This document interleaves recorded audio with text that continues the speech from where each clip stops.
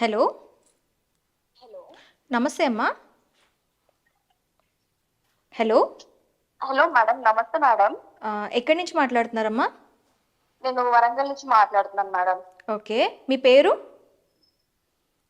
Hello, వినపడుతుందా madam? Yeah, వినిపిస్తోంది. మీ పేరమ్మా? రజని మేడం. ఓకే, ఏం తెలుసుకోవాలనుకుంటున్నారమ్మా? నాది యాక్చువల్లీ పర్సనల్ ప్రాబ్లమ్ ఒకటి ఉంది మ్యామ్.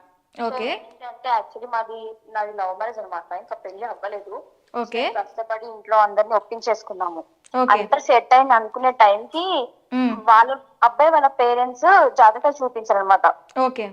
సో అప్పుడు అతనికి నాకు కుజదోషం ఉందని వాళ్ళు జ్యోతిష్ కూడా చెప్పారంటండి. ఓకే. సో అప్పటి నుంచి అతను కొంచెం అవాయిడ్ చేయడం కానీ మాట్లాడుకోవడం కానీ ఇలా చేస్తున్నారు. నేను అడిగిన కొద్దీ కూడా టాపిక్ అనేది డైవర్ట్ చేసేస్తున్నాడు అబ్బాయి. ఓకే. సో నాకేంటంటే అబ్బాయి నుంచి విడిపోవడం అసలు లేదు. సో వాళ్ళు ఫ్యామిలీ మాటలు వినేసి అతను కూడా అవాయిడ్ చేసేసరికి నాకు కొంచెం డిప్రెస్ గా అనిపించేస్తుంది. ఏం చేయాలో అర్థం కావట్లేదు అసలు. ఓకే. Sir okay. సొల్యూషన్ ఇక్కడ చెప్పడానికి చాలా ట్రై చేస్తాను. ఇప్పుడు కలిసిందండి కాల్. ఓకే, నాగనాథ్ గారు ఉన్నారు మనతో పాటు. ఒక్కసారి మాట్లాడండి అమ్మా. Okay okay. హలో రజనీ గారు, బాగున్నారా? సార్ నమస్కారం సార్. నమస్తే. చాలా డేస్ ట్రై చేస్తున్నాను సార్, మీ కాల్ ఫైనల్లీ ఈ రోజు దొరికింది సార్. Okay okay, welcome. అయితే ఇప్పుడు ఏంటి మీ మీ వుడ్ బి ఇప్పుడు మిమ్మల్ని అవాయిడ్ చేస్తున్నాడా, లేక అవాయిడ్ చేస్తున్నట్టు మీరు ఫీల్ అవుతున్నారా? అవాయిడ్ చేస్తున్నారు సార్. కాల్స్ చేస్తున్నా కూడా లిఫ్ట్ చేయట్లేదు. ఇంత ముందుకు వర్క్ అని అంటే వర్క్ ఉన్నా నాతో టైం స్పెండ్ చేసేవాడు. ఇప్పుడు టైం స్పెండ్ చేయమన్నా కూడా వర్క్ ఉందని అది ఉందని చెప్తున్నారు సార్. ఈ జాతకం ఎప్పుడైతే ఇష్యూ వచ్చేసిందో అప్పటి నుంచి అతను సెట్ అవ్వదు అన్నట్టుగానే ఇంతగా మాట్లాడము, అవాయిడ్ చేయడము చేస్తున్నాడు. అంటే చెప్పనట్టుగా. సో నాకైనా టెన్షన్ అనేది స్టార్ట్ అయిపోయింది. ఏంటి ఇలా అవాయిడ్ చేస్తున్నారు, వాళ్ళు ఏం రెస్పాండ్ లేదు. ఇప్పుడు మా ఫ్యామిలీలో అందరు ఒప్పుకున్నారు, వాళ్ళ సైడ్ నుంచి ఎలాంటి రెస్పాండ్ లేదు. అవునమ్మా, మీరు చెప్తుంటేనే అర్థమైపోతుంది మీరు చాలా టెన్స్లో ఉన్నారు, యాంగ్జైటీ ఉందని తెలుస్తుంది. చాలా అసలు చాలా డిప్రెస్ అయిపోతున్నాను డైలీ దీని గురించి ఆలోచించి. ఇప్పుడు మీకు మీ ఇద్దరివి బర్త్ డీటెయిల్స్ ఉన్నాయి మేడం? ఉన్నాయి సార్. ఒక్కసారి మీరు మేడంకి చెప్పండి, నేను చెక్ చేస్తాను హారోస్కోప్. Okay sir. ఓకే, చెప్పమ్మా. డేట్ ఆఫ్ బర్త్ మీ డేట్ ఆఫ్ బర్త్? ఆ డేట్ ఆఫ్ బర్త్ వచ్చేసి October 8th ma'am, 1990. 1990 October 8th. అవును ma'am. Time? Morning 10 o'clock ma'am. Okay. Place of birth? Place of birth ఎక్కడ పుట్టారమ్మా? వరంగల్లోనే ma'am. Okay, Warangal. Okay. And అబ్బాయిది? అబ్బాయి వచ్చేసి July 16th ma'am. July 16th July. 16th July. Okay. 16th July 1988. Okay. Okay. Okay. అబ్బాయి పుట్టిన time? Time, place of time వచ్చేసి afternoon 11:59 AM ma'am. 11:59. 59. Okay. Morning 11:59. Okay. Afternoon. Okay Place of అదే birth. Ma'am. Okay. Place of birth అబ్బాయిది? అబ్బాయిది Hyderabad ma'am. Hyderabad. Okay. ఒక్కసారి confirm చేసుకోండి. అమ్మాయిది రోహిణి నక్షత్రం. ఓకే, మీది రోహిణి నక్షత్రం? అవును మ్యామ్, రోజు నక్షత్రం. మీ వుడ్ బిది ఆశ్లేష నక్షత్రం అండి. మీ ఉడ్బిది ఆశ్లేష నక్షత్రం. ఆశ్లేష నక్షత్రం. మీదేమో వృశ్చిక లగ్నము, మీ వుడ్ బిది వచ్చేసి కన్యా లగ్నం. So okay. సో ఇందులో ఓకే అమ్మా, మీరు లైన్లోనే సార్ ఉన్నారు, మాట్లాడండి. Okay ma'am. ఓకే, మీరు అంటే వాళ్ళ జ్యోతిష్యులు ఏం చెప్పారో మనకి క్లియర్గా అయితే తెలీదు. మీరేమో కుజదోషం ఇష్యూ అంటున్నారు. ఇద్దరికి కుజదోషం ఉంది, ఇద్దరి గణాలు కూడా బాగానే ఉన్నాయి. అంటే వాళ్ళు ఏమన్నారంటే జ్యోతిష్కులు కుజదోషం ఉంది ఇద్దరికి, పెళ్లి చేసుకున్న ఫ్యూచర్ లో ఎక్కువ ఎక్కువ కాలం కలిసి ఉండరు, విడిపోతారు, గొడవలు అవుతాయని లేనిపోనివన్నీ చెప్పారంట సార్. అది నిజమో అబద్ధమో నాకు తెలిసా తెలియకపోయినా కూడా అతను, నేను ఏంటంటే ఏదైనా స్పేసిఫిక్ రెడీగా ఉన్నాను, కానీ ఆ అబ్బాయి మాత్రం అవాయిడ్ చేయడం, వాళ్ళ ఫ్యామిలీ కూడా నిజంగానే విడిపోతారని ఫిక్స్ అయిపోయి ఎందుకు చేయడం అన్నట్టుగా మాట్లాడుతున్నారు సార్. నాకు అది అర్థం అవ్వట్లేదు అసలు వాళ్ళు ఏం డిసైడ్ అయ్యారో కూడా. ఓకే మేడం, మీ యాంగ్జైటీ నాకు అర్థమైంది. సో మీరు ఒకటి గుర్తుపెట్టుకోండి, నేను చెప్పే సొల్యూషన్ చాలా సూటిగా స్పష్టంగా. ఒక్కొక్కసారి మీరు కొంచెం ఇప్పుడున్న కండిషన్కి కొంచెం మీకు హర్ట్ అవ్వచ్చు, కానీ అది లాంగ్ రన్లో మీకు యూజ్ అవుతుంది. ఇప్పుడు మీకు మ్యారేజ్ అన్నది ఒక 4 రోజుల రిలేషన్ కాదు కదమ్మా, లైఫ్ లాంగ్ ఉండాల్సిన రిలేషన్. సో జీవితకాలం కలిసి ఉండాలి అనేటప్పుడు కొన్ని ఫ్యాక్ట్స్ని మనం తీసుకోవాలి. సో మీ ఇద్దరు హారోస్కోప్లో ఏముంది, అసలు ఆ హారోస్కోప్లో కంపాటబుల్, వాళ్ళు చెప్పినట్టు విడిపోతారా, ఆ విడిపోతారు అనుకుంటే ఏ కారణం వల్ల విడిపోతారు, సో ఇవన్నీ కూడా డీటెయిల్గా అందులో ఉంటాయి. సో మనకు జనరల్గా సాంప్రదాయ జ్యోతిష్యంలో ఏముంటుందంటే గణాలు కుజదోషం ఇవి రెండు కలిస్తే చాలు అనుకుంటారు. ఈ 36 గణాలు కలిసిన వాళ్ళు, ఇద్దరు కుజదోషం ఉండి చేసుకున్న వాళ్ళు, సేమ్ డే విడిపోయిన వాళ్ళు కొన్ని లక్షల మంది ఉన్నారు. సో నేను మీకు సొల్యూషన్ చెప్తాను, దీన్ని మీరు పాజిటివ్గా తీసుకోండి. ఒకవేళ పాసిబుల్ అయితే మీరు మా ఆఫీస్కి కూడా వచ్చి కన్సల్ట్ చేయొచ్చు. బట్ నేను చెప్పే సొల్యూషన్ మాత్రం కొంచెం స్ట్రైట్గా ఉంటుంది, మీరు దాన్ని తీసుకోండి. Okay okay sir, okay madam, have a nice time. Have a nice time. Thank you so much sir.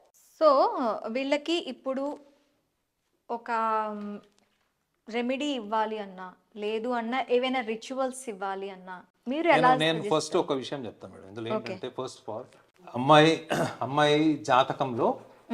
అమ్మాయి జాతకంలో అంటే చాలా మంది సాంప్రదాయ జ్యోతిష్యులు భయపడేది కూడా కొంచెం రిస్క్ తీసుకోకపోవడం కూడా కొన్ని కారణాలు ఉంటాయి. ముఖ్యంగా వ్యక్తిగత జాతకంలో ఈ అమ్మాయి వృశ్చిక లగ్నం నుంచి కుటుంబ స్థానంలో శని, సప్తమంలో కుజుడు, అందులో వృషభ రాశిలో ఉన్నాడు. ఓకే. సో ఇది ఈ అమ్మాయి హారోస్కోప్లో ఉంది. సో కుటుంబ స్థానం అంటే ఏంటి? ఆ అమ్మాయి పిల్లలు, ఆ అమ్మాయి భర్త, జీవితకాలం. ఓకే. సో ఈ అబ్బాయి జాతకం ఏంటి? కన్యా లగ్నం, లగ్నం నుంచి సప్తమ స్థానం అంటే మీన రాశిలో కుజుడు ఉన్నాడు. ఓకే. సో ఈ జాతకంలో మనం ఫస్ట్ కుజదోషం అంటేనే చాలా మంది కన్ఫ్యూజ్ అయిపోతారు. ఉన్నవాళ్ళు లేని వాళ్ళని చేసుకుంటే మరణము లేదా విడాకులు, అకాల మృత్యువు ఇవన్నీ చెప్తున్నారు. కానీ అవి ప్రూవన్ ఫ్యాక్ట్స్ కాదు. నేను ఒక 100 జాతకాలు చూస్తే అందులో 30 మంది కావచ్చు, 60 మంది కావచ్చు. నా పక్కన ఉన్న సిద్ధాంతి చూస్తాడు, ఆయనకు 100 మంది చూస్తే 100 మంది కాకపోవచ్చు. ఓకే. సో ఇందులో మనం తీసుకోవాల్సిన స్ట్రాంగ్ పాయింట్ ఏంటంటే ఈ అమ్మాయి చాలా అసెప్టివ్ అంటే ఏంటంటే కుండ బద్దలు కొట్టినట్టు ఉంటుంది. సూటిగా ఆత్మస్థైర్యంతో సూటిగా తనను తాను ఒక అభిప్రాయానికి వచ్చినప్పుడు ఆ అభిప్రాయంలో తీసుకునే నిర్ణయాలు ఎటువంటి అప్స్ అండ్ డౌన్స్ ఉన్నా, అన్సర్టనిటీస్ ఉన్నా వాటిని ఫేస్ చేసేటువంటి విల్ పవర్, లీడర్షిప్ క్వాలిటీస్ ఈమెకు ఉన్నాయి. సో వీళ్ళిద్దరి మధ్యలో వ్యత్యాసం చూస్తే ఈ అబ్బాయి చాలా ఇంట్రోవర్ట్, ఎక్స్ప్రెస్ చేయడు, మనసులో ఉన్న భావాలు ఎక్స్ప్రెస్ చేయడు. అర్థమైందండి? ఇతను highly dependent on family and family ritualistic culture. So parents ఏం చెప్పారు చిన్నప్పటి నుంచి, వాళ్ళు గీత దాటకుండా ఉండడం, ఒక పరిధిలో జీవించడం, అంటే ఇదంతా కూడా ఆత్మవిశ్వాసానికి సంబంధించింది, నిర్ణయ శక్తికి సంబంధించిన సమస్య ఈ అబ్బాయి జాతకంలో క్లియర్గా ఉంది. సో ఈ అమ్మాయి కనుక పెళ్లి చేసుకుంటే విడాకులు అయితే అని వాళ్ళెవరో చెప్పారు, తప్పకుండా విడాకులు అవుతుంది. అట్లా ఏముండదండి. ఒక వ్యక్తి జాతకంలో విడాకులు అవుతాయి. ఆ విడాకులు అయితే నేను ముందరే చెప్పాను, సమంతకు ఆల్రెడీ విడాకులు అయితే అని చాలా మంది అనుకున్నారు, అప్పుడు కొంతమంది చెప్పుకున్నారు కూడా. సమంతకి ఒక వ్యక్తిత్వం ఉంటుంది, నాగ చైతన్యకి ఒక వ్యక్తిత్వం ఉంటుంది. ఆ వ్యక్తిత్వం గురించి ఎందుకు మాట్లాడరు? వ్యక్తిత్వం గురించి మాట్లాడితే ఈగో హర్ట్ అవుతుంది మేడం. ఈగో హర్ట్ అయినా మీకు వర్కౌట్ అవుతుందా లేదా? ఇప్పుడు ఈ అమ్మాయి కనుక పెళ్లి చేసుకుంది అనుకోండి, ఈ అబ్బాయిని, ఆ అబ్బాయి లైఫ్ లాంగ్ వాళ్ళ పేరెంట్స్ ఇన్ఫ్లుయెన్స్లోనో వాళ్ళ సిబ్లింగ్స్ ఇన్ఫ్లుయెన్స్లోనో ఉంటాడు. వాళ్ళు చెప్పిందే వింటాడు, వాళ్ళు చెప్పిందే పాటిస్తాడు. కానీ ఈ అమ్మాయి ఇండిపెండెంట్ కదా. She's very independent, very acceptive and very strong build women. ఆమె చెప్పేటప్పుడు కూడా ఎంత యాంగ్జైటీతో చెప్పింది చూసారు కదా మీరు, అంటే పదాలు ఇట్లా పొర్లిపోతున్నాయి. సో ఈ అమ్మాయికి ఒకటి అర్థం చేసుకోవాలి ఏంటంటే, వీళ్ళు ఎంతకాలం కలిసి ఉండి ప్రేమించుకున్నారో మనకు తెలియదు. కానీ వీళ్ళు ఈ ప్రేమించుకున్నంత కాలంలో ఏమైపోయింది, వీళ్ళ భావోద్వేగాల మధ్యలో చాలా ఒక అండర్స్టాండింగ్ ఫామ్ అయింది. ఇప్పుడు ఆ అమ్మాయి భయపడుతుంది ఏంటంటే, తను దూరం అయిపోతే తను బతకలేను అనేటువంటి సర్వసాధారణమైనటువంటి మహిళ కానీ అంటే ఈ ఏజ్లో ఉన్న వాళ్ళ వరకైనా అది ఉంటుంది. కానీ ఈ అమ్మాయి కాన్సిక్వెన్సెస్ని ఆలోచించే స్టేజ్లో ఇప్పుడు లేదు. సో ఇతను ఎప్పటికీ కూడా is a paralytic, dependent on parents and parents words. ఈ అమ్మాయి life long independent, courageous, very acceptive, very fighting. So ఈ అమ్మాయి వ్యక్తిత్వాన్ని ఎవరైనా హర్షిస్తారా? హర్షించారు. సో ఈ అమ్మాయి ఎలాంటి వాడిని చేసుకోవాలి? ఐదర్ కంప్లీట్లీ ఇంటలెక్చువల్, అంటే ఎవరైతే బాగా అర్థం చేసుకునే వాళ్ళు. ఈ అమ్మాయి బిహేవియర్ పైకి చూడడానికి చాలా క్లియర్గా, బోల్డ్గా ఉంటుంది, కానీ మనస్తత్వం దూదిలాగా ఉంటుంది. ఈ అబ్బాయి చూడడానికి సాఫ్ట్గా ఉంటాడు. సాఫ్టా? రేపు పొద్దున అమ్మ నాన్న చెప్పారు డైవర్స్ తీసేసుకోమంటే అప్పుడు ఆ సాఫ్ట్నెస్ ఉండదు. ఎందుకు? అప్పటి వరకు డిపెండెంట్గా పెరిగాడు కదా.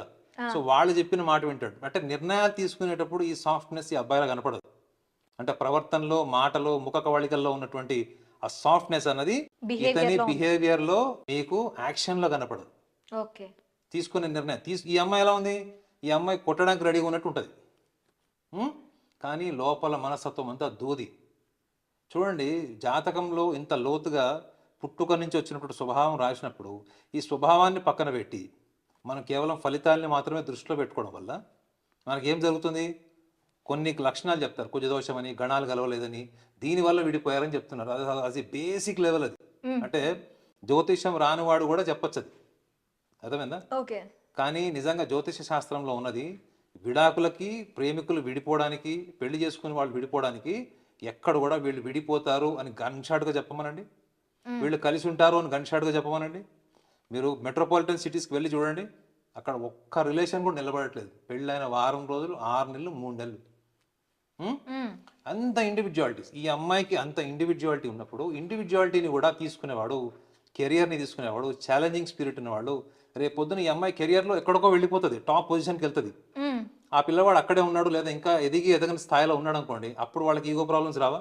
ఖచ్చితంగా వస్తాయి. రేపు పొద్దున ఈఎంఐలు కట్టాలి, లోన్స్ ఉంటాయి, వీటన్నిటికి వాటి స్థాయికి ఈ అమ్మాయి ఎదగలుగుతుందా? సారీ, ఈ అబ్బాయి ఎదగలేదు అనుకోండి, అప్పుడేంటి పరిస్థితి? ఖచ్చితంగా ఈగో క్లాషెస్ ఈగో వస్తాయి. క్లాషెస్ అమ్మాయి కొంచెం అంటే అప్లో ఇక్కడ ఉంది చూడండి, అంటే అబ్బాయి కాదు, ఇన్ఫీరియారిటీ తొక్కేస్తుంది కాదు. అబ్బాయికి. ఇప్పుడు ఇదేదో కొంచెం మీరు కూడా కనెక్ట్ అయినట్టున్నారు ఇక్కడ మీ పర్సనల్ లైఫ్లో. సో వినండి, అయితే ఈ అమ్మాయికి రేపు పొద్దున ఎప్పుడైనా కానీ లైఫ్లో ఛాలెంజెస్ వచ్చినప్పుడు ఈ అమ్మాయి ముందు నిలబడుతుంది. కానీ ఆ అబ్బాయి ముందు నిలబడతాడా అంటే ఆ అబ్బాయి వాళ్ళ పేరెంట్స్ పక్కన నిలబడతాడు. ఓకే. ఇప్పుడు ఈ స్థాయికి వచ్చినప్పుడు ప్రేమించుకొని పెళ్లి చేసుకునేటప్పుడు ఇండిపెండెంట్గా ఉంటాడని అమ్మాయి ఎక్స్పెక్ట్ చేస్తుంది. నేను ఇండిపెండెంట్గా ఉండను, మా అమ్మ ఏం చెప్తుంది వింటాను, మా అక్క ఏం చెప్తే వింటాను, ఇలా చెప్పి కుటుంబాలు విచ్ఛిన్నం అయిపోయినవి నా అబ్బాయిలందరూ ఇలానే ఉంటారా సార్? నేను నన్ను చూస్తున్నారు కదా నేను ఎలా ఉన్నాను. సో ఇక్కడ పాయింట్ ఏంటి తెలుసా మేడం, ఈ అమ్మాయి ఎప్పటికైనా ఈ అబ్బాయిని చేసుకోకపోతే బెటర్. ఓకే. ఈ అబ్బాయిని చేసుకోకపోతే బెటర్. ఎందుకు? ఈ clarity of thought, assertiveness, dominant nature, career orientation, challenging spirit, ఇలా ఉన్న చాలామంది ఆడవాళ్ళు అవతల వాడు అమాయకత్వ ప్రవర్తన, తను ఎప్పుడు పడితే అప్పుడు తన కేర్ తీసుకోవడము, ఐస్ క్రీమ్ తినిపించడము, ఎప్పుడు పిలిస్తే అప్పుడు రావడము, కేరింగ్, కన్సర్న్, ఇవన్నీ పెళ్లి ముందు వరకు ఉంటాయి. ఓకే. ఆ తర్వాత చాలామంది అబ్బాయిలా కనపడదు, అమ్మాయిలు కూడా కనపడవు. ఈ కేరింగ్, కన్సర్న్, ఎంపతి అనేది కనపడదు. కానీ మీకు జ్యోతిష్యంలో ఈ లక్షణాలు మీకు బలంగా ముందుగానే చెప్పిన తర్వాత కూడా అవతల వాళ్ళు లేదు నేను అతన్నే చేసుకుంటానంటే జరగబోయేది ఏమవుతుంది? పరిణామాలు చూస్తాం. అప్పుడు ఆ క్రెడిట్ అంతా ఒరిగిపోతుంది. ఆ జ్యోతిషుడు చెప్పాడు చూడండి, వీళ్ళు పెళ్లి చేసుకున్నా విడిపోతారు, నేను ముందరగానే చెప్పానని. నేను విడిపోతారు అని చెప్పినప్పుడు ఎందుకు విడిపోతానో జ్యోతిషులు చెప్పారు, మీరు చూసారా? ఇప్పుడు మనం చెప్తున్నామా లేదా? ఏ లక్షణాల వల్ల విడిపోతున్నారు అన్నది చెప్తే అమ్మాయికి ఒక చాయిస్ ఉందా లేదా? ఖచ్చితంగా ఉంటుంది. అబ్బాయికి కూడా ఒక చాయిస్ ఉంది. అబ్బాయి తరఫు జ్యోతిష్యులు అబ్బాయి తరఫు మాట్లాడతారా, అమ్మాయి తరఫు మాట్లాడతారా చెప్పండి. ఆబ్వియస్లీ అబ్బాయి తరపునే కాబట్టి ఈ జాతకంలో ఏంటంటే ఇది విధి లిఖితమో, జాతకంలో కుజదోషం వల్లనో, గణాలు కలవడం వల్లనో విడిపోతారన్నది శుద్ధ అబద్ధం. జాతకంలో మీ విద్య, మీ యొక్క వ్యాపారము, పెళ్ళి, ప్రేమ, ఇవన్నీ కూడా మీ వ్యక్తిగత చాయిసెస్ అని చెప్తుంది. అంటే మీకు ఒక ఆప్షన్ ఉంది, ఒక ఎంపిక ఉంది. ఎంపిక ఉన్నది వేరు, విధి లిఖితం వేరు కదా మేడం. ఈ అమ్మాయికి పుట్టుకతో వచ్చింది ఏంటి? అంటే ఇప్పుడు చెప్పిన లక్షణాలు. మనకి ఒక 2 వేస్ ఉంటే మనం ఎంచుకునే వే బట్టి మన ఫ్యూచర్ అనేది ఉంటుందనేది మీరు చెప్తున్నారు, రైట్? 2 వేస్ అని కాదు madam, many ways. There are many ways. అర్థమైందా? There are many ways.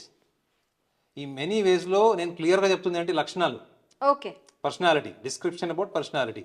ఈ పర్సనాలిటీ డిస్క్రిప్షన్ ఇచ్చిన తర్వాత కూడా మేము ఎక్స్పెరిమెంట్ చేస్తాము, మేము చేసుకుంటాము అనుకునే వాళ్ళు నేను నా లైఫ్లో చాలా మంది చూశాను. అమ్మాయి అందంగా ఉందనో, అబ్బాయి అందంగా ఉన్నాడనో, ఆస్తి కలిసి వస్తుందనో, ఐఐటి చదువుకున్నాడనో, ఎంబీబీఎస్ డాక్టర్నో చేసుకున్న వాళ్ళు తీవ్రమైనటువంటి మనస్తాపాన్ని చెంది ఈగో ప్రాబ్లమ్స్తో విడిపోయిన వాళ్ళు నా కెరియర్లో చాలామంది చూశాను. కారణం ఏంటి? వాళ్ళు ఒకసారి ఫిక్స్ అయిన తర్వాత, అది సినిమా డైలాగ్ ఉంది చూడండి, ఎవడు మాట విన్నని, ఒక్కసారి మైండ్లో ఫిక్స్ అయితే, సో ఈ ఫిక్సేషన్ వల్ల, ఒపీనియనేటెడ్నెస్ వల్ల, ఓవర్ కాన్ఫిడెన్స్ వల్ల, కాన్సిక్వెన్సెస్ని అనలైజ్ చేయలేకపోవడం వల్ల, వాళ్ళ తత్వం వాళ్ళకి తెలియకపోవడం వల్ల, వాళ్ళ పర్సనాలిటీ లేకపోవడం వల్ల వాళ్ళు విడిపోయారు తప్ప ఇది ఏది విధి లిఖితమైంది, ఇది కర్మ సిద్ధాంతమనో, దీన్ని మనం ఫేట్ అని అనుకోవాల్సిన అవసరం అస్సలు లేదు. ఓకే. అయితే ఒకవేళ పెళ్లి చేసుకుంటే ఏవైనా రిచువల్స్ పాటిస్తే వీళ్ళు కలిసి ఉండే అవకాశం ఉందంటారా? అఫ్ కోర్స్ ఉంటుంది. మనం రిచువల్స్ అన్నది మనము హారోస్కోప్లో ఆ వ్యక్తి యొక్క కాన్స్టిట్యూషన్ ఆఫ్ మైండ్ అంటారు. కాన్స్టిట్యూషన్ ఆఫ్ మైండ్ అంటే ఇప్పుడు నేను చెప్పినవన్నీ వస్తాయి. మీ భావోద్వేగాలు, మీ ఆలోచనలు, మీ ఫీలింగ్స్, మీ ఎక్స్పెక్టేషన్స్ ఉంటాయి చూడండి, వీటికి అనుగుణంగా వాళ్ళు ఎటువంటి రిచువల్స్ని వాళ్ళు ఫాలో అయితే వాళ్ళ జీవితంలో ఇంతకన్నా బెటర్ స్టేజ్కి వెళ్తారు. మెయిన్ ఏంటంటే మేడం ఇక్కడ వాళ్ళు విడిపోవడం కారణం ఏంటి, టెంపర్మెంటల్ ఇష్యూస్ ఉంటాయి. Okay 90% temperamental issues, other social factors ఉంటాయి. Discrimination of social factors, religion rules caste based rituals ఇవి ఉంటాయి. ఓకే సో వీటిలో మనము ఆ అమ్మాయికి ఎటువంటి రిచువల్ ఫాలో అయితే ఆమె లైఫ్లో ఇంకా రేపు పొద్దున పెళ్లి చేసుకున్నా, ఇతన్ని చేసుకున్నా, ఎవరిని చేసుకున్నా ఎటువంటి బెటర్ లైఫ్ని ఆమె లీడ్ చేయొచ్చు అన్నది ఆ అమ్మాయి పర్సనల్ ఇండివిజువల్ కాన్స్టిట్యూషన్ స్టడీ చేసి తప్పకుండా సజెస్ట్ చేయొచ్చు. ఓకే సో విన్నావు కదమ్మా, రిచువల్స్ పాటించగలను నేను, సార్ చెప్పినవి ఏవైనా నేను పాటిస్తాను, అవి పాటించి తనతో కూడా అంటే ఇద్దరూ పాటించాల్సి ఉంటుంది రిచువల్స్ అనేవి, తనతో కూడా పాటించేట్లా చేయగలను అనుకునేటప్పుడు నువ్వు మ్యారేజ్ చేసుకోవడానికి ముందుకెళ్ళచ్చు. అబ్బా ఎందుకు ఇక్కడతోనే ఇది ఇలా ఫ్యూచర్ గురించి నేను ప్లాన్ చేసుకుంటాను, ఇంకా మంచి కంపాన్షన్ని ఎంచుకుంటాను అనుకునేటప్పుడు ఇక్కడతో ఎండ్ చేసి ముందుకెళ్ళడం చాలా బెటర్, అంతే కదా? ఇంకొక ఆప్షన్ కూడా ఆమెకి ఏంటంటే ఆ అమ్మాయి ఆ అబ్బాయిని చేసుకుంటే కేవలం తనకు ఒక సంతృప్తి ఉంటుంది, నేను నచ్చిన వాడిని ప్రేమించిన వాడిని చేసుకున్నాను అని ఫీలింగ్ ఉంటుంది. కానీ ఆ అబ్బాయి ఇప్పుడు మారాడని చెప్తుంది కదా, వాళ్ళ ఫ్యామిలీ మెంబర్స్ జ్యోతిష్యులు కలవంగానే అతను మార్పు వచ్చిందని క్లియర్గా చెప్పింది. నేను అలా విన్నానా, చెప్పిందా? అవును చెప్పింది కదా. కాబట్టి ఆ అబ్బాయి ఎప్పటికైనా మారతాడు అన్నది ఇప్పుడు ఫస్ట్ నాంది, ఇప్పుడే నాంది బీజం వేశాడు. ఎస్ సో ఇప్పుడు ఆ అమ్మాయికి ఆత్మసంతృప్తి ఏంటి, పెళ్లి చేసుకున్నాను. కానీ అతనికి ఆత్మసంతృప్తి ఎక్కడి నుంచి వస్తుంది, కుటుంబ సభ్యుల నుంచి వస్తుంది, తన సెల్ఫ్ నుంచి రావట్లేదు, ఎస్ తన లోపల నుంచి రావట్లేదు అది. సో కాబట్టి అతను పెళ్లి చేసుకున్న ఆ అమ్మాయికి ఇటువంటి సమస్యలు తప్పవు, ఓకే ఈగోసెంట్రిక్ ప్రాబ్లమ్స్ తప్పవు. కాబట్టి ఈమె 1-2 సార్లు ఆలోచించుకొని మళ్ళీ ఫర్దర్ లైఫ్లో ఇంకా బెటర్మెంట్ ఎట్లా ప్లాన్ చేసుకోవచ్చు అన్నది ఒక సెషన్ ఆమె కలిస్తే తప్పకుండా ఆమె లైఫ్ ఇంకా బెటర్ ఉండే ఛాన్స్ గ్యారెంటీ ఉంటుంది. Thank you sir, thank you very much.